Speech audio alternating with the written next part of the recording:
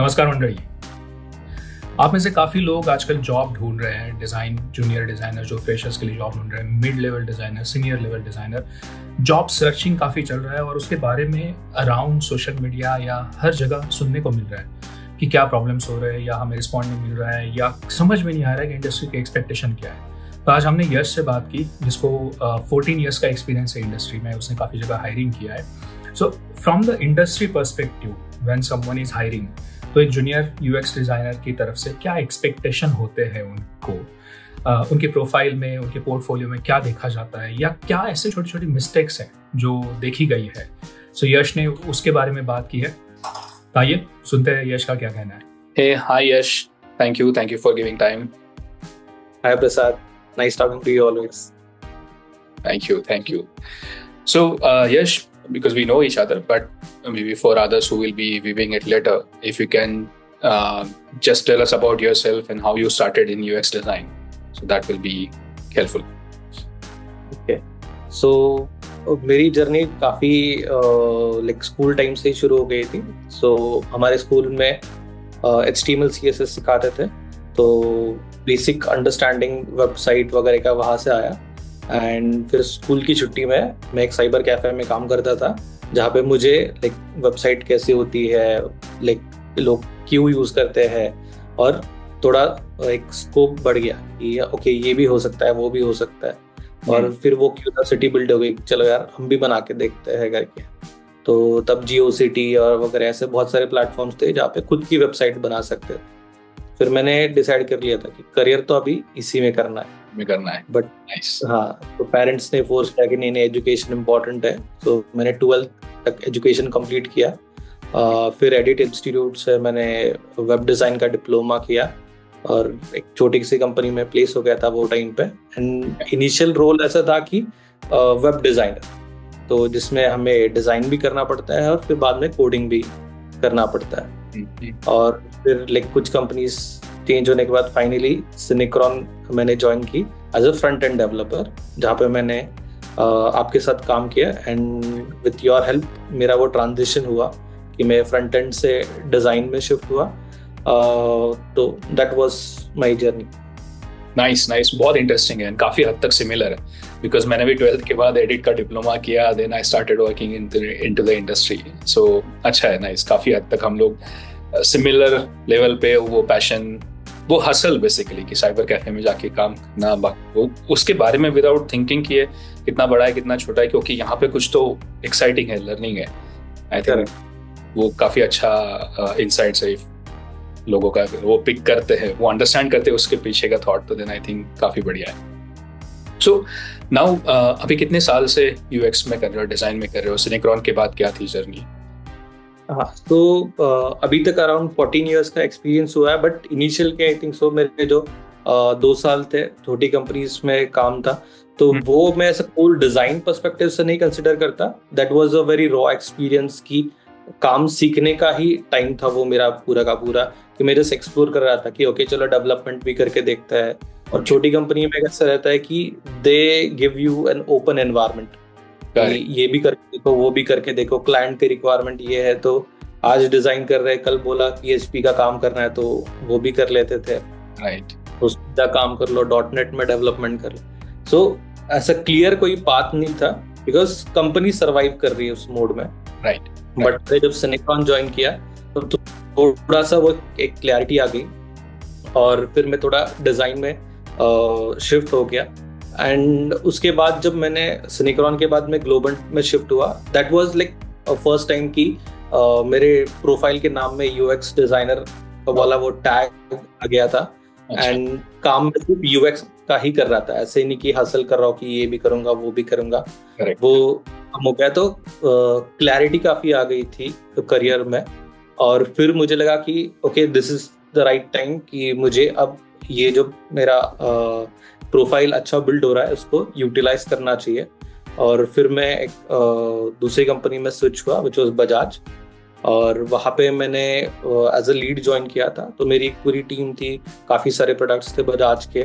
तो वो एक डिफरेंट एक्सपीरियंस था कि पहले मुझे ऐसा लगता था कि डिज़ाइनर हम बहुत इंटरेस्टिंग काम करते हैं ये वो, बट बिजनेस वाला पार्ट मेरा पूरे जर्नी में मिस हो गया था, क्योंकि लर्निंग पर्सपेक्टिव से हमेशा डिजाइन को प्रायोरिटी दी थी, बट प्रोडक्ट कैसे वर्क होता है, प्रोडक्ट की थॉट प्रोसेस क्या होती है, बिजनेस का रिक्वायरमेंट क्या होता है, क्यों डिजाइन डिसीजंस लिए जाते हैं ऑन अ ब्रॉडर लेवल, तो वो मेरा क्लियर हो गया।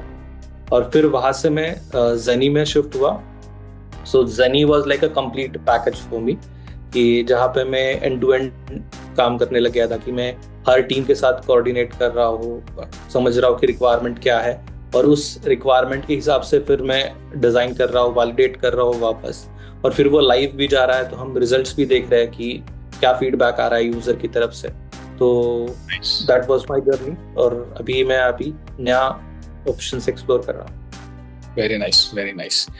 मेरा भी यूजुअली स्टूडेंट्स के वही कहना होता है कि आप लोग जब भी ज्वाइन करते हो, आपके करियर की स्टार्ट एटलीस्ट स्मॉल कंपनी से होनी चाहिए, बिकॉज वहाँ पे एक्सप्लोर करने के लिए आपको बहुत कुछ मिलता है, अपॉर्चुनिटी होती है, आप बहुत कुछ सीखते हो नया, एक फिक्स पाथ नहीं होता विच हेल्प्स फर्दर। तो ये पूरी जर्नी में मतलब ऑफ कोर्स यू वर्क की सर्विस इंडस्ट्री में काम किया है, फिर प्रोडक्ट में भी किया है, एंड दोनों जगह of course once you were lead, वो टीम बिल्डिंग, वो सारी चीजें, तो हायरिंग भी किया है, जो हम तो आते ही है। उससे पहले थोड़ा सा कि व्हाट डू यू थिंक कि सबसे इम्पोर्टेंट स्किल्स क्या होते हैं as a UX designer from your perspective? हाँ, तो सबसे इम्पोर्टेंट मुझे लगता है कि वो क्यूरियस माइंड काफी इम्पोर्टेंट है। कि अगर आपके अंदर क्यूरियोसिटी नहीं है तो आप कोई आपको फोर्स नहीं कर सकता ये काम करने के लिए, कि चलो आपको जैसे आपको बिठा दिया, कोडिंग सिखा दिया, तो you can start coding, okay, but UX करने के लिए आपको जो थॉट प्रोसेस लगता है, तो वो एक क्यूरियस माइंड आपको काफी हेल्प करता है। उस क्यूरियोसिटी से आप क्वेश्चंस पूछना चालू करते हो, वो क्वेश्चन पूछने के हैबिट के वजह से आप अच्छे आंसर्स लेके आपका प्रॉब्लम सॉल्विंग काफी इजी हो जाता है, ओके। उसके बाद आपका ऑब्जर्वेशन काफी स्ट्रांग होना चाहिए, कि आपने क्यूरियस माइंड के साथ पूछ तो लिया, लोगों को क्वेश्चंस तो पूछ लिए, बट जस्ट बिकॉज कोई बोल रहा है कि हाँ ये मेरा प्रॉब्लम है, ये ऐसे ऐसे हो रहा है, आपको स्ट्रेट अवे उसको नहीं फॉलो करना है, आपको ऑब्जर्व करना है कि एक्चुअल में प्रॉब्लम क्या है। उस ऑब्जर्वेशन के साथ आपके डिजाइन में इम्प्लीमेंटेशन होना चाहिए, और सबसे इम्पोर्टेंट हंगर टू लर्न होना चाहिए, कि कांस्टेंट लर्निंग है। तो मेरे पूरे करियर में मैंने अलग अलग डोमेन्स में काम किया है, कि मैंने बैंकिंग में काम किया है, फाइनेंस में काम किया है, मैंने एजुकेशन सेक्टर में काम किया है, ट्रैवल में काम किया है, नेटवर्किंग में काम किया है। तो वो क्यूरियोसिटी क्या रही, ये एक इंटरेस्टिंग डोमेन है, ये सीखना है कुछ इसके अंदर, और ये इंटरेस्ट दे रहा है मुझे। अगर आपको इंटरेस्ट नहीं दे रहा है तो फिर आप फोर्सफुली काम नहीं कर सकते किसी चीज में। Nice, nice. और ये ऑब्जर्वेशन, ये सारी चीजें ऑफ कोर्स इंपॉर्टेंट है, पर how do you develop this? तो मैं लाइक हमेशा इंट्रोड्यूस करते वक्त बोलता हूँ कि I am practicing design for like past 10 years और 14 years। तो जैसे डॉक्टर बोलता है कि वो प्रैक्टिस कर रहा है, तो डिजाइन वाला जॉब भी वैसे है कि लाइक यू प्रैक्टिस डिजाइन। आप बोल नहीं सकते कि मैं बन गया डिजाइनर करके, like there is no formula for correct design. जो लाइक ईयर ऑन ईयर चलता आ रहा है डिजाइन, नॉट नेसेसरी वो चीज आगे भी वर्क हो। इसका बेस्ट एग्जांपल है कि जैसे गूगल ने खुद का एक सोशल नेटवर्क प्लेटफॉर्म स्टार्ट किया, बेस्ट डिजाइन है, बेस्ट डेवलपमेंट है, बेस्ट डिस्ट्रीब्यूशन है, वर्क हो रहा है क्या, मे बी नॉट, उनके पैरामीटर्स कुछ और होंगे, बट जस्ट बिकॉज आप हर एक चीज परफेक्ट कर रहे हो, नॉट नेसेसरी वो वर्क ही होगी। तो हर एक चीज ट्रायल एंड एरर होती है, तो आपको कंटिन्यूस लर्निंग प्रोसेस में रहना पड़ता है। तो यू कीप ऑन लर्निंग, और उसके साथ आप इम्प्रूव होते जाते हो। विच आप शुरुआत जब करते हो, आप सीनियर से सीखते हो वो कैसे काम कर रहे हैं, आप नई नई चीजें एक्सप्लोर करते हो, ट्रायल एंड एरर के साथ ही ग्रोथ होती है। Wonderful, wonderful. सो अभी हायरिंग पे आ जाते हैं, बिकॉज आज का अपना इंटेंशन पूरा डिस्कशन का वही है। So if you can tell about your hiring experience overall. Okay, so मैं ऐसा बोलूँगा, मेरे करियर का सबसे डिफिकल्ट टास्क अगर मैंने कोई किया है तो वो हायरिंग वाला किया है। ओके। कि किसी भी डोमेन में काम करने के लिए बोला है मैंने, लाइक विदाउट एनी इश्यूज किया है, रात भर काम किया है, बहुत लेट नाइट्स किए हैं। बट हायरिंग ऐसा काम है कि लोगों को लगता है कि अरे इंटरव्यू देना बहुत डिफिकल्ट, बट वो प्रोसेस नहीं। आपको एक करेक्ट कैंडिडेट आइडेंटिफाई करना है, उसका पूरा इंटरव्यू प्रोसेस कंप्लीट करना है और मेक श्योर कि वो ज्वाइन भी कर रहा है। वो जो पूरा एक्सपीरियंस है वो बहुत ही डिफिकल्ट है, और रिक्रूटर्स जो फुल टाइम ये करते हैं तो मेरा तो रिस्पेक्ट बहुत लेवल तक बढ़ गया है उनके लिए कि बहुत ही लाइक एफर्ट्स वाला काम है। राइट। पर अभी आजकल देखा जाए तो लोग बोलते हैं कि यार हमको रिक्रूटर से रिस्पॉन्स नहीं आया, हमको पता नहीं हुआ कि फीडबैक क्या है, अपडेट क्या है, राइट, और टाइम भी काफी लग रहा है। तो ऑब्वियसली मेरा पे जो टेक है, एक तो बहुत सारे डिजाइनर है इंडस्ट्री में, काफी लोग हैं तो यूएक्स डिजाइनर बोलते हैं, बट उतने लेवल तक उनको आता है नहीं आता है, वो एक बहुत बड़ा क्वेश्चन मार्क है। एंड फिर सारे लोग अप्लाई कर देते हैं, तो इतना देखना, उसके बाद वो रिव्यू करना, फिर रिस्पॉन्ड करना is something I think very difficult also, right. So अभी के सिचुएशन के हिसाब से तुम्हें क्या लगता है, हायरिंग के चैलेंजेस क्या है? हायरिंग का सबसे बड़ा चैलेंज ये है कि मैं आज ही एक लड़की का लिंक्डइन पोस्ट देख रहा था, is designer with a big company, तो उसके एप्लीकेशन पे 1000 प्रोफाइल्स का रिक्वेस्ट आया था। तो उसने लाइक बहुत अच्छे से पोस्ट लिखा उसके बारे में कि like she can not respond to 1000 people. Absolutely okay, तो उसने पैरामीटर क्या सेट किया कि 1000 में से जितने लोगों ने फॉलो अप किया उसके बाद सेकंड टाइम, तो उसने वापस जाके उनका प्रोफाइल चेक किया। नाइस, चलो ये बंदे ने फॉलो अप किया है। तो और ये मैंने भी बाद में रियलाइज किया कि मैं भी जब बजाज में था तो मेरे एक एप्लीकेशन पे 300 लोगों ने अप्लाई कर दिया था।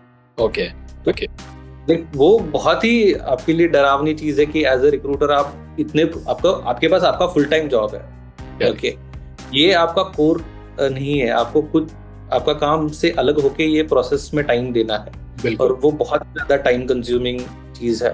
तो अगर कोई अप्लाई कर रहा है तो आप बहुत ही प्रिसाइज वे में फॉलो अप करना बहुत इंपॉर्टेंट है। ऐसे नहीं कि अरे मेरे पास किसी ने रिप्लाई नहीं किया या फिर ये कंपनी रिस्पॉन्ड ही नहीं करती, वो पर्सन के अपने अपने अलग इश्यूज है, you should always respect that also. Absolutely. Just to clarify सबके लिए, when you are saying कि एप्लीकेशन पे इतने रिस्पॉन्सेस थे, बेसिकली जॉब पोस्ट किया था, yes उसके response, right correct. So what is your typical hiring process?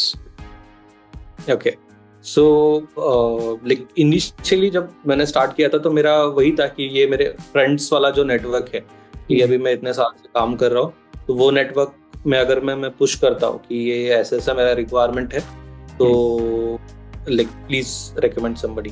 तो और मैंने रियलाइज किया था कि वही प्रोफाइल्स घूमते हैं उस सर्कल में, और आपका सर्कल बहुत लिमिटेड है, तो उसमें से आपको ज्यादा अपॉर्चुनिटीज नहीं मिलते और अच्छे कैंडिडेट्स भी नहीं मिलते। तो फिर मैंने स्कोप थोड़ा बड़ा किया, मैंने हेड हंटर्स के साथ कनेक्ट किया कि जो फुल टाइम रिक्रूटमेंट का काम करते हैं, एजेंसीज होती है, तो अगर आपने स्पेसिफिकली उनको बोल दिया कि मुझे यही रिक्वायरमेंट है, तो काफी अच्छे कैंडिडेट्स प्रोवाइड करते हैं। फिर मैंने लिंक्डइन भी यूज किया है जॉब पोस्ट क्रिएट करने के लिए, उसके थ्रू भी मुझे काफी अच्छे रिस्पॉन्सेस आए हैं। और अलग अलग प्लेटफॉर्म्स होते हैं, और आपकी कंपनी की एचआर टीम भी आपको अच्छे प्रोफाइल शॉर्टलिस्ट करके देती है। तो वो कैंडिडेट्स सिर्फ आपकी तरफ एक स्टेप की तरफ आपने कंप्लीट किया हुआ है कि आपके पास जस्ट प्रोफाइल आया है, ओके, नॉट नेसेसरी वो पर्सन उस जॉब में इंटरेस्टेड है। यस, वो भी है, ओके, अप्लाई करना इसने कर दिया है। ओके, ये बहुत लोग होते हैं कि उनको पता भी नहीं होता कि उन्होंने कितने जॉब्स में अप्लाई किया हुआ है, और जब हम कॉल करते हैं तो दे आर क्लूलेस कि ओके ये कौन सी कंपनी है। तो that would be my one more recommendation कि आप बहुत ज्यादा कंपनीज में मत अप्लाई करो, एक लिमिटेड सेट ऑफ कंपनीज में अप्लाई करो, और वहाँ फॉलो अप कर सकते हो, वहाँ के डिजाइनर्स के साथ कनेक्ट कर सकते हो कि ये मेरा प्रोफाइल है, क्या can you please have a look. अब वो बेस्ट वे होता है कनेक्ट करने के लिए। एब्सोल्युटली बिकॉज बहुत टिपिकल है, लोग ये थोड़ा सा ऑफ कोर्स मतलब जॉब के लिए टेंशन होता है, इसलिए जितने अपॉर्चुनिटीज दिखते हैं अप्लाई करते जाते हैं, बट आप वहाँ के लिए मैच हो रहे हो कि नहीं, आपका इंटरेस्ट कितना है, ये सारी चीज़ें हैं। आई डू अंडरस्टैंड अभी का जितना कंपटीशन है, वो थोड़ा सा कंसर्न उनके साइड से भी होता है कि यार कर तो ले पहले अप्लाई फिर देख लेते हैं, वो भी एक सिचुएशन वैसी आ भी गई है उनके लिए। So I'm sure you have hired junior से लेकर थोड़ा सा एक मैनेजमेंट लेवल सीनियर लेवल तक हायरिंग किया था. तो अगर हम सिर्फ जूनियर लेवल का थोड़ा सा फोकस करें कि जूनियर डिजाइनर को यूएक्स डिजाइनर को हायर करना है, so what are the qualities you look for कि क्या क्वालिटीज उनमें होनी चाहिए? सबसे इम्पोर्टेंट है, हाँ, तो सबसे इम्पोर्टेंट आई वुड प्रेफर इस कि सीखने की कितनी भूख है कैंडिडेट के अंदर, कि are they willing to learn something. अच्छा, कि अगर मैं पोर्टफोलियो रिव्यू कर रहा हूँ उनके साथ, अगर मैंने कोई फीडबैक दिया है, वो फीडबैक कंज्यूम कैसे करते हैं, ओके, रेजिस्टेंस कितना है, ओके, कि अगर मैंने कुछ एक्सप्लेन किया तो वो अननेसेसरी जस्टिफिकेशन अगर आप दे रहे हो तो वो फिर फील होता है कि अरे this person is not taking feedback that well. Okay okay, आपने भले ही बहुत रिसर्च किया होगा उस प्रोजेक्ट पे, ओके, बट मैं एज अ यूजर उस चीज को देख रहा हूँ. अगर मैंने कोई आपको चीज फ्लैग कर दी उसके अंदर, तो इधर आपने अच्छे से एक्सप्लेन करना चाहिए और आपने बोलना चाहिए कि okay this is a very interesting feedback, I will definitely think about it. पर अगर आप अननेसेसरी जस्टिफाई कर रहे हो, उसको बहुत ज्यादा पुश कर रहे हो कि नहीं ये ऐसे ही है, ये वैसे ही है, तो वो थोड़ा, जो पर्सन आपका इंटरव्यू ले रहा है वो थोड़ा सा एक स्टेप पीछे चला जाता है कि अरे ये पर्सन उतना ओपन नहीं है चीजों के लिए. और सबसे इम्पोर्टेंट है कि आपको पता होना चाहिए आप किस कंपनी के लिए अप्लाई कर रहे हो, वो कंपनी क्या काम करती है. अगर आप क्लूलेस हो कि वो कंपनी क्या काम करती है, तो वो एक अगेन मेरे लिए एक रेड फ्लैग के जैसे काम करता है कि आप जॉब नहीं कर रहे हो, आप सिर्फ जॉब ढूंढ रहे हो. अभी कॉलेज खत्म हुआ तो यू हैव टाइम, तो आप आइडेंटिफाई करो आपको किस कंपनी में काम करना है, तो कंपनी क्या काम करती है. एक लिंक्डइन पे आपको सबके प्रोफाइल्स मिल जाते हैं, आप एक बेसिक प्रोफाइल गो थ्रू कर सकते हो. आप आपका जो यूएक्स प्रोसेस है जॉब एप्लीकेशन का, आप उसके ऊपर काम कर सकते हो कि आप सामने वाले को कितना इजीली हेल्प करते हो आपको सिलेक्ट करने की. ओके. बट अब जैसे अगर पोर्टफोलियो रिव्यू किया फिर फीडबैक दिया तो देन यू अंडरस्टैंड, बट बहुत सारे एप्लीकेशन आ गए, राइट? या फिर वो एप्लीकेशन आने से पहले भी दिमाग में कुछ होता है ना कि वो कितनी ज्यादा क्वालिटीज मैं देखना चाहता हूँ. करेक्ट. वो और क्या हो सकते हैं? And before portfolio reviewing also, या फीडबैक से पहले कैसे जज करेंगे? ओके, तो एक जो मेरा पॉइंट था कि आपका लर्निंग वाला जो एबिलिटी है वो काफ़ी स्ट्रांग होना चाहिए, कि कंटिन्यूस लर्निंग वाला. मैंने बहुत कैंडिडेट्स ऐसे देखे हैं कि उनको लगता है कि उन्होंने कॉलेज में 4 साल तक एक डिग्री लिया हुआ है, सो अभी पढ़ाई करने की जरूरत नहीं है. ओके, तो वो प्रॉब्लम है कि नॉट नेसेसरी. आपका कॉलेज खत्म हो गया तो उसका मतलब ये नहीं कि अभी अपने प्रोजेक्ट्स के ऊपर प्रैक्टिस नहीं करना चाहिए, नया काम एक्सप्लोर करना चाहिए, सीखना चाहिए, नए केस स्टडीज क्रिएट करने चाहिए, छोटे छोटे चीज़ों के ऊपर काम करना चाहिए. एक बहुत ही अच्छा एग्जाम्पल है, एक लड़का ऐसे ही फ्रेशर था और उसने क्रेड के लिए एक वीडियो बनाया था. उसने क्रेड का खुद फीचर बना दिया और उसका वीडियो डाल दिया और क्रेड ने हायर कर लिया उस पर. करेक्ट. मैंने in fact Tanmay Bhatt and Harish उनका पॉडकास्ट भी देखा था कि मेंशन किया था उसको हायर किया. करेक्ट. सो जस्ट इमेजिन आपको कितना बड़ा शाउट आउट मिल रहा है, और वो दिख रहा है कि सामने वाले पर्सन ने एफर्ट्स लिया है, आपका डिजाइन सिस्टम देखा है उसने, वहां से कंपोनेंट लिए है. लेकिन अगर आप एफर्ट डाल रहे हो, कंपनी हमेशा अप्रिशिएट करती है उस चीज को. राइट. मेरे पास अगर 100-200 प्रोफाइल आ रहा है, स्टैंड आउट कैसे होगा कोई प्रोफाइल उसके अंदर से? करेक्ट. आपने एफर्ट डालना ही डालना है, और वही आपका मोट है कि आपके बैच में अगर 30 लोग जॉब ढूंढ रहे हैं, 30 लोगों का प्रोफाइल मोटा मोटा सेम ही है, आपका प्रोफाइल कैसे स्टैंड आउट होगा उस रेस में? बिल्कुल. ओके, तो उसके लिए आपको मेहनत करनी. राइट.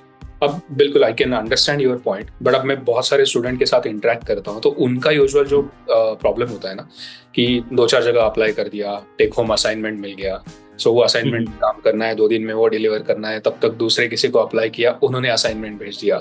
तो बहुत बार होता है कि वो 2-3 हफ्ते वो लोग सिर्फ असाइनमेंट बनाने में ही बिजी हो जाते हैं. तो from this point of view do you think कि इस टाइप ऑफ पीरियड में कि जहाँ पे असाइनमेंट में ही बिजी हो रहे हैं, भले ही 2-3 कंपनीज हो, तब वो स्टैंड आउट कैसे करें? सबसे पहले तो अभी जैसे आपने आइडेंटिफाई कर लिया आपको किस कंपनी में काम करना है। ओके, अगर आपको पता है कि इसी कंपनी में आप प्रेफर कर रहे हो काम करने के लिए, एक बार में एक ही कंपनी में अप्लाई करो, तो आपको जब टेस्ट आएगा तो एक ही टेस्ट आएगा, आपको मल्टीपल टेस्ट नहीं आ रहे। और इफ यू वांट कि मल्टीपल जगह पे अप्लाई करना है तो आपका जब डिस्कशन होता है आप तब बोल दो कि मुझे 2 दिन के बाद टेस्ट भेज दो। सो वो भी कंप्लीटली फाइन होता है। अगर आपके पास टेस्ट आ भी गया तो आप बोलो कि मुझे टेस्ट कंप्लीट करने के लिए और 2 दिन की रिक्वायरमेंट है, क्योंकि मेरा कुछ पर्सनल दूसरा काम है या फिर मैं किसी और असाइनमेंट के ऊपर काम कर रहा हूँ। सो ये मैंने बहुत बार चीज़ देखी है कि अगर कैंडिडेट सामने से बोल रहा है कि नहीं मुझे एक्स्ट्रा टाइम चाहिए, तो मैं हमेशा रिस्पेक्ट करता हूँ उस चीज़ को। ओके, सो इसको लग रहा है कि हाँ बाबा इसको और टाइम चाहिए, ओके, या फिर ये अभी बिजी है तो 2 दिन के बाद करेगा। So that's completely fine. Absolutely. पर कम्युनिकेशन सबसे इम्पोर्टेंट है। सबसे इम्पोर्टेंट बहुत बार होता क्या है कि कैंडिडेट अप्लाई जब करते हैं तो वो थोड़ा सा डरते हैं कि हम लोग कैसे बोले कि 2 दिन चाहिए और राइट। इनफैक्ट मैं जब इंटरव्यूज हायरिंग वगैरह कर रहा था तब भी ऐसे सिचुएशन थी कि 1-2 लोगों ने बोला कि आप 2 दिन में करना है, मुझे वीकडेज चल रहे हैं तो आप अभी मत दो, मैं एनीवेज वीकेंड पे काम करूंगा। सो फॉर यू ऑल्सो कि मुझे प्रॉब्लम पहले से नहीं पता है, इसलिए आप मुझे फ्राइडे को शेयर करो। So ऐसे भी हम लोग ऑनेस्टली बताते थे। बाद में हमने थोड़ा सा चेंज भी किया था कि एचआर खुद पूछ लेते कि 2 दिन का असाइनमेंट है, आप इमीडिएटली कर पाओगे या हम लोग थोड़ा सा बाद में भेजें। So that was also something जो हमने एडिशनली ऐड कर दिया था उसमें। और ये मैं मेरे से भी खुद से ही कैंडिडेट के साथ डिस्कस करता हूँ कि ये केस स्टडी को ये जो मैं टेस्ट दे रहा हूँ, ओके, आइडियली इसको 2 दिन लगता है। ओके, अगर आपको ज्यादा टाइम चाहिए तो आप अभी बोल दो, या फिर आप काम करते करते आपको रियलाइज हो गया कि नहीं आप और अच्छा कर सकते हो और आपको और 2 दिन चाहिए, तो आप 2 दिन के बाद भी मुझे ईमेल सेंड कर सकते हो। नाइस। और अगर मुझे ऐसा लगता है कि इंटरव्यू कैंडिडेट का अच्छा गया है तो मैं खुद टेस्ट के ऊपर फॉलो अप करता हूँ। और कितने कैंडिडेट्स ऐसे हैं कि उन्होंने बाद में बोला हुआ है कि उनका 2 दिन में नहीं हुआ था और इसलिए फिर उन्होंने स्टार्ट ही नहीं किया। अच्छा, राइट। ओके, और मैंने जब फॉलो अप ईमेल भेजा है उसके बाद उनको लगा कि ओके अभी भी मेरा चांस है, और फिर उसके बाद उन्होंने टेस्ट कंप्लीट किया और वो बंदा हायर भी हुआ है। इंटरेस्टिंग। गिव अप कर देते काफी बार कि नहीं होगा 2 दिन में तो। करेक्ट, तो गिव अप नहीं करना है। अगर आपको टाइम चाहिए, आपसे नहीं हो रहा है, इनकम्प्लीट भी टेस्ट है तो भी चलेगा, जितना हुआ उतना आप कंप्लीट करो। तो मैंने खुद ने एक कंपनी में एक इनकम्प्लीट टेस्ट सबमिट किया था और मैंने बोल दिया था कि मेरे पास इतना ही टाइम है और मैं इससे ज्यादा नहीं कर सकता, मेरे अलग अलग प्रायोरिटीज है। तो कंपनी ने एक्सेप्ट किया वो चीज कि हाँ बाबा, लाइक वी कैन अंडरस्टैंड कि you are busy with your work, इतना किया तो भी चलेगा करके, बट कुछ तो कंप्लीट करके सेंड करो। एग्जैक्टली। और एटलीस्ट जितना कर रहे हो उसको बहुत फोकस्ड वे में अच्छे से करो कि वहां पे अपने स्किल्स दिखने चाहिए। That is always advisable, absolutely. तब ये तो मतलब टेक होम असाइनमेंट तो of course take home assignment और पर्सनल इंटरव्यू हम जब प्रोफाइल एंड पोर्टफोलियो देखते हैं उसके बाद होता है। So once profile and portfolio comes to you, तो उसमें क्या एक्सपेक्टेशन होते हैं? सबसे बेसिक चीज, अगर मैं किसी का रेज्यूम पढ़ रहा हूँ उसके ऊपर क्लिक करके क्या मैं आपका पोर्टफोलियो एक्सेस कर सकता हूँ। ओके, इजी है वो। हाँ, बेसिक हाइजीन है मेरे लिए कि अगर आपने ऐसे किया हुआ है कि मैं वो लिंक ओपन ही नहीं कर सकता, या फिर मुझे एक अलग टैब में जाके यहाँ से देख के फिर वहाँ पे टाइप करके, और बहुत बार ऐसा होता है कि किसी ने गूगल ड्राइव का लिंक दिया और इतना बड़ा URL उसके अंदर लिखा हुआ है तो मैं वो ओपन ही नहीं कर सकता। और अगर मुझे लग रहा है कि आपने खुद से ही आपका प्रोफाइल का एक बेसिक हाइजीन चेक नहीं किया है तो मैं फिर वो ओपन भी नहीं करूंगा, अनलेस एंड अनटिल कोई फोर्सफुली मुझे एक फॉलो अप करता है और फिर मैं उसको रिप्लाई करता हूँ, अरे भाई रेज्यूम तो ठीक कर ले तेरा। Right. So basically hiring person के लिए एक्सपीरियंस देख लो। हां, करेक्ट। अगर आपका रेज्यूम देखते ही फटाफट मेरा सब कुछ वर्क हो रहा है कि, और बहुत लोग कैसे करते हैं कि प्रोजेक्ट है तो वो सिर्फ प्रोजेक्ट का नाम लिखता है कि हाँ बाबा इस प्रोजेक्ट के ऊपर काम किया, क्या काम किया तुमने, क्या काम किया है उसके अंदर। ओके, तो अगर थोड़ा डिटेल में एक्सप्लेन करेंगे तो वो एक हेल्प हो जाता है। और फिर अगर इंटरव्यू लेने के टाइम पे भी अगर मैंने ओपन किया हुआ आपका रिज्यूम तो मैं देख सकता हूँ कि ओके आपने ये काम किया हुआ है और इस प्रोजेक्ट का हाईलाइट ये था आपकी तरफ से। ओके। सो मैं फर्स्ट 2 पॉइंट्स आर कि वो पोर्टफोलियो का लिंक एक्सेसिबल चाहिए, प्रोजेक्ट में आपने जो भी काम किया वो हाईलाइटेड चाहिए, उसकी क्लैरिटी मिलनी चाहिए कि आपका रोल क्या था। Okay, anything else? और फिर लाइक अगर मैं डिजाइनर हायर कर रहा हूँ तो मेरे लिए कि उसमें अलाइनमेंट कैसे है, थोड़ा भी मिस अलाइंड हुआ तो वो मेरे लिए एक रेड फ्लैग के जैसे होता है कि ये आपने बहुत लोगों को फॉरवर्ड किया हुआ है, आपने एक बार भी नहीं चेक किया था कि अलाइनमेंट सही से नहीं है। फॉन्ट की हायरार्की कैसे है कि आपका जो नाम लिखा हुआ है उसकी फॉन्ट साइज क्या है, और आपने जो प्रोजेक्ट्स मेंशन किए उसकी फॉन्ट साइज क्या है। बहुत सारे लोग कलर्स यूज करते हैं तो फोन नंबर और ईमेल आईडी के लिए ग्रे कलर यूज कर देता है, तो वो अलग अलग स्क्रीन पे अलग अलग कलर में दिखने लगता है, तो उसकी विजिबिलिटी लूज हो जाती है। तो क्या आपने ये सब चीजें चेक की है क्या?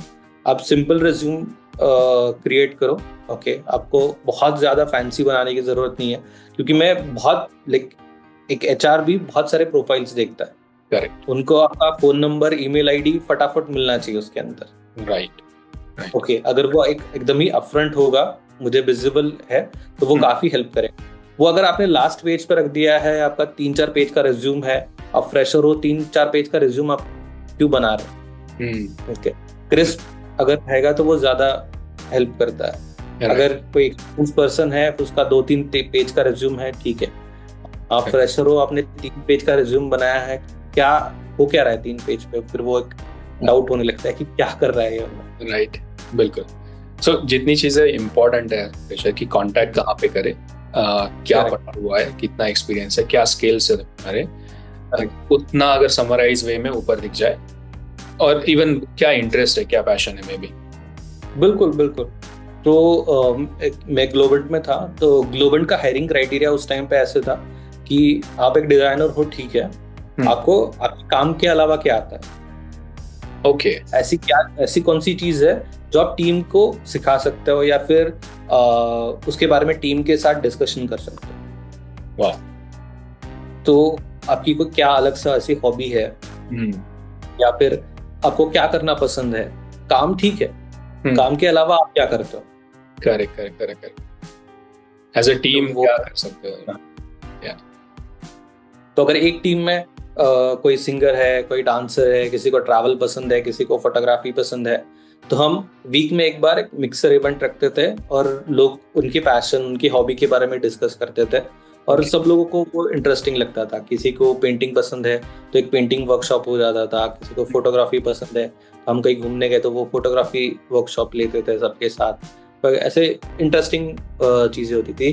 तो अगर आपके पास कोई हॉबी है तो उसके बारे में भी डिस्कस करो कि आप काम करते हो, काम के अलावा क्या करते हो। करेक्ट, तो अल्टीमेटली हम लोग क्रिएटिव फील्ड में, तो ये सारी चीजें कहीं ना कहीं पे इंस्पायर करती है, हेल्प करती है to look at problem different perspective से, आइडियाज लेकर आने के लिए।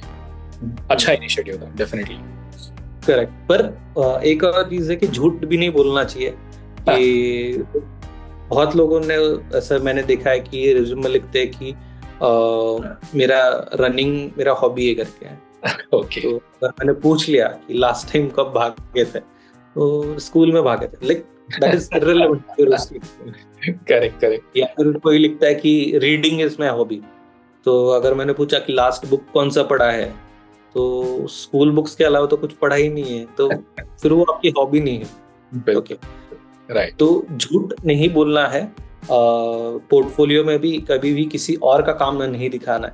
आपके अगर 3 केस स्टडीज है, अगर आपने कॉपी पेस्ट किया हुआ है, सीनियर डिजाइनर्स का काफी एक्सपीरियंस रहता है, वो एक बात में देख के ही पता चल जाता है कि ये आपने काम नहीं किया हुआ है, तो वो कॉपी पेस्ट दिख जाता है। और फिर उसके बाद अगर आपने टेस्ट दे दिया और आपका टेस्ट और पोर्टफोलियो में मिसमैच है, तो भी आप रिजेक्ट हो सकते हो। बिल्कुल। और आजकल बहुत ज्यादा हो गया कि चैट जीपीटी, इट्स गुड, मतलब चैट जीपीटी का आप असिस्टेंस ले लो, बट काफी बार होता है कि वहां से जनरेटेड चीजें आ जाती है। चैट जीपीटी से आ जाता है, और अगर मैंने क्वेश्चन पूछा आपको केस स्टडी के बारे में और आपको नहीं पता, तो वो अगेन प्रॉब्लम हो जाता है। मैं बेसिक पूछ देता हूँ कि आप प्रॉब्लम स्टेटमेंट क्या था, और आपने जस्ट कॉपी पेस्ट किया हुआ है तो आपको याद भी नहीं कि क्या था प्रॉब्लम स्टेटमेंट, तो फिर उधर ही फेल हो जाता है पूरा, फिर आपका काम वेस्ट है। राइट। ओके, अब पोर्टफोलियो में और क्या चीजें व्हाट वी कैन सी, मतलब पोर्टफोलियो देखते हो तो क्या होता है? तो पोर्टफोलियो के पर्सपेक्टिव से मुझे ऐसा लगता है कि काफी लाइक फ्रेशर्स का मैंने देखा है कि वो पूरा उसके अंदर एक्सप्लेन करते हैं कि ये फॉन्ट यूज किया है, ये कलर यूज किया हुआ है, और ये कंपोनेंट्स थे, बटन के इतने वेरिएशंस बनाए। तो एक प्रोजेक्ट के लिए किया ठीक है, हर प्रोजेक्ट के लिए वो करने की बिल्कुल भी जरूरत नहीं है। आप 200 स्क्रीन 100 स्क्रीन्स उतनी भी देखने की जरूरत नहीं है। आप एक just end to end flow create करो और बस उतना एक्सप्लेन करो कि ये आपने फिक्स किया है या फिर ये आपने क्रिएट किया है, और उसका आउटपुट अगर आप कुछ दिखा सकते हो तो वो उसके अंदर आ सकता है। तो ज्यादा एक्स्ट्रा वर्क दिखाने की जरूरत नहीं है, सिंपल क्रिस्प रखो, ताकि अगर आप केस स्टडी किसी को एक्सप्लेन कर रहे हो तो आप एक 10 मिनट्स में 15 मिनट्स में उसको एक्सप्लेन कर सकते हो। और आपने उसमें 200 स्क्रीन्स डाल दिए हैं तो 200 स्क्रीन्स के 200 मिस्टेक्स भी निकल सकते हैं। बिल्कुल। तो जितना अच्छा रहेगा, क्रिस्प रहेगा, वो उतना अच्छा रहेगा। और जो पॉपुलर प्रोडक्ट्स है, जैसे काफी बच्चे इंस्टाग्राम का नया वर्जन बनाते हैं, फेसबुक का नया वर्जन, यूट्यूब का नया वर्जन, तो वो नहीं करना है। तो आप इनडायरेक्टली बोल रहे हो कि यूट्यूब सही नहीं है, मैंने जो बनाया वो बढ़िया वर्जन है यूट्यूब का। तो वो एक प्रॉब्लम के जैसे हो जाता है कि वो अप्रोच नहीं लेना चाहिए। आप कोई एक फेमिलियर ऐप लो, बट उसका डिजाइन उतना उसमें प्रॉब्लम्स होने चाहिए। ऐसे नहीं कि कुछ इश्यूज नहीं है और आप अननेसेसरी बोल रहे हो कि ये मैंने वाला बनाया हुआ इंस्टाग्राम ही बढ़िया है करके। राइट। तो definitely there should be some kind of problem statement.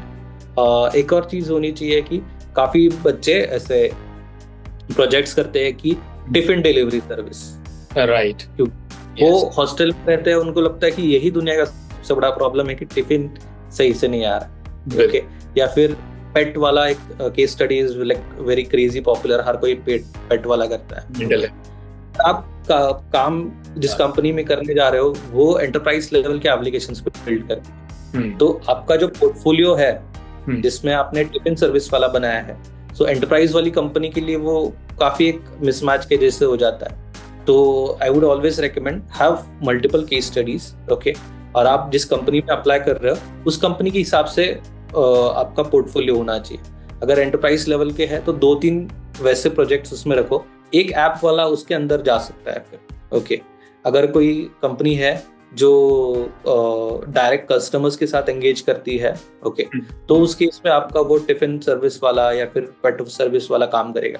अगर कंपनी एंटरप्राइज लेवल के अंदर काम कर रही है और आपका जो केस स्टडी है वो उसके साथ मिसमैच हो रहा है, तो कंपनी कैन नॉट अंडरस्टैंड कि आप क्या ये काम कर सकते हो कि नहीं। राइट। आई थिंक जो मेरा नेक्स्ट क्वेश्चन था वो काफ़ी हद तक उसी लाइंस पे है कि प्रोडक्ट कंपनी में या सर्विस कंपनी में आप जा रहे हो, अप्लाई कर रहे हो, तो आप वो देख के आपका केस स्टडी उस हिसाब से उसमें एडेड है तो ज़्यादा बेनिफिशियल होगा। बट एक ब्रीफली प्रोडक्ट एंड सर्विस का डिफरेंस अगर हम फ्रेशर्स के लिए बताएं कि उनका पोर्टफोलियो में कुछ चेंजेस होने चाहिए क्या उस हिसाब से, या प्रोफाइल में, तो what do you think about it? तो फ्रेशर्स के लिए आई वुड स्टिल से कि वो काफ़ी ओपन होना चाहिए। आपको आपके लिए लिमिट नहीं करना चाहिए कि मुझे प्रोडक्ट में ही काम करना है या फिर मुझे सर्विस में ही काम करना है, क्योंकि आपको शुरुआत में मे बी सर्विस में ज़्यादा अपॉर्चुनिटीज मिलेगी अलग अलग प्रोजेक्ट्स पे काम करने के लिए। और अगर आप लॉन्ग टर्म में ये सोच रहे हो कि मुझे खुद का कुछ स्टार्ट करना है, तो मे बी एक प्रोडक्ट कंपनी आपको ज़्यादा हेल्प करेगी ग्रो करने के पर्सपेक्टिव से। आपको एंड टू एंड पूरा प्रोडक्ट का साइकिल पता चल जाएगा। बट अगेन उसमें एक प्रॉब्लम होगा कि आपको डोमेन नॉलेज सिर्फ उसी सेक्टर का मिलेगा। तो अगर आप शुरुआत में आपके करियर के अगर सर्विस बेस्ड कंपनीज में काम करते हो तो आपको अलग अलग सेक्टर्स में काम करने का मौका मिलेगा, आपको काफ़ी नई चीज़ें सीखने का मिलेगा, और उसके बाद आप चूज कर सकते हो कि ओके मे बी इस डोमेन में मुझे ज़्यादा स्कोप लग रहा है तो मुझे ये काम करना चाहिए, and then you can move to a product based company. Basically आप एक्सप्लोर कर सकते हो कि क्या मुझे ठीक लग रहा है। बिल्कुल करेक्ट। अब सर्विस एंड प्रोडक्ट का तो है ही, एट द सेम टाइम काफी छोटे कंपनीज है, स्टार्टअप्स है, राइट, फंडेड स्टार्टअप होंगे, सेल्फ फंडेड होंगे, एंड प्लस एस्टैब्लिश कंपनीज। तो उसमें हायरिंग प्रोसेस में कुछ डिफरेंसेस देखे कभी? काफी ड्रास्टिक डिफरेंस होता है। सो स्टार्टअप वुड ऑलवेज प्रेफर कि एक ऐसा पर्सन होना चाहिए कि जो जिसकी लाइक सीखने की कैपेसिटी बहुत ज्यादा है एंड वो काफी ज्यादा एक्सप्लोर करने के लिए तैयार है कि अगर मैं कुछ भी टास्क दूं तो दे आर ओपन टू कि हाँ बाबा ये मैं कर सकता हूँ या फिर I will at least try it. Correct. ऐसा नहीं बोलना चाहिए कि इसके लिए अलग पर्सन की रिक्वायरमेंट है, ये काम मेरा नहीं है और ये कोई और करना चाहिए ये काम। तो अगर आप ऐसा काम चाहते हो कि जिसमें बस एक बड़ी कंपनी में काम करना है, जिसमें आपको दिन भर में जस्ट एक ही स्क्रीन करना है, आपके पास वर्क प्रेशर नहीं होता, आप आराम से काम कर सकते हो। सो प्रोज एंड कॉन्स दोनों जगह पे है कि शुरुआत आई वुड प्रेफर कि अगर आप छोटी कंपनी से स्टार्ट करते हो, बट कुछ लोगों को ऐसा लगता है कि उनके प्रोफाइल के लिए वो अच्छा नहीं होगा कि एक छोटी कंपनी में काम किए। गोइंग फॉरवर्ड उनको वो जब बड़ी कंपनीज में काम करना है तो वो छोटे कंपनी का एक्सपीरियंस कैसे दिखाएंगे, बट अपने अपना एक अप्रोच होता है उसके अंदर। बिल्कुल। इनफैक्ट मेरा सजेशन भी हमेशा वही होता है कि आप एक तो प्रॉब्लम क्या हुआ है कि लोग देखते हैं कि मैंने एजुकेशन में कितना इन्वेस्ट किया, but that's a one time invest कर रहे हो आप, उसका आप लॉन्ग पीरियड में उसको रिटर्न मिलेगा। वो हमेशा फर्स्ट जॉब में उसका रिटर्न ढूंढने की कोशिश करते हैं कि सेविंग भी करना है, ये भी करना है। सो मेरा सजेशन होता है कि अभी के लिए आप सर्वाइव कर रहे हो वो देखो, एंड आपका लर्निंग ज्यादा इंपॉर्टेंट है, वो हो रहा है कि नहीं वो देखो। तो कहीं ना कहीं मैंने भी सेम चीज एक्सपीरियंस की थी। तो मेरे फर्स्ट जॉब में मेरा सैलरी था 2000 और हमारे ऑफिस बॉय को मिलते थे 4500 उस पर मंथ का।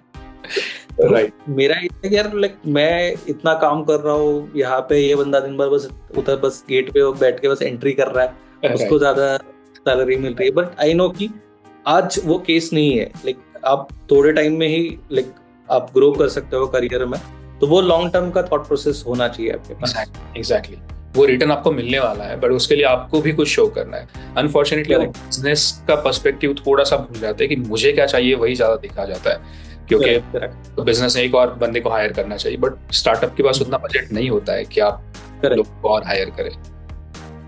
आई थिंक कुछ कुछ चीजें उन दूसरों के साथ जो एम्पैथी की हम बात करते हैं वो सिर्फ प्रोजेक्ट का एक पार्ट नहीं है, ऑफकोर्स वो सोचना चाहिए। तो पर्सनल लाइफ में भी उसको इम्प्लीमेंट करना चाहिए। बिल्कुल, एब्सोल्युटली। मेरे जितने ट्रेनिंग है उतने उसमें सजेशन वही होता है कि एम्पैथी, चलो आज एम्पैथाइज करते हैं, ऐसे कभी नहीं होगा। आप एम्पैथाइज आपका ट्रेड खुद का हो जाए तभी आप कर सकते हो, अदरवाइज नहीं कर सकते।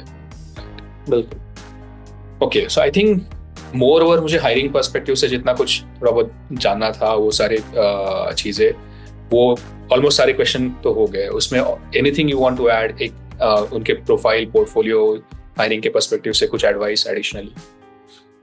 कम्युनिकेशन काफी इंपॉर्टेंट है।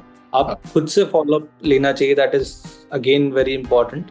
और अगर आप पुश नहीं करते आपके साइड से तो वो कंप्लीट होगा process, that is very difficult.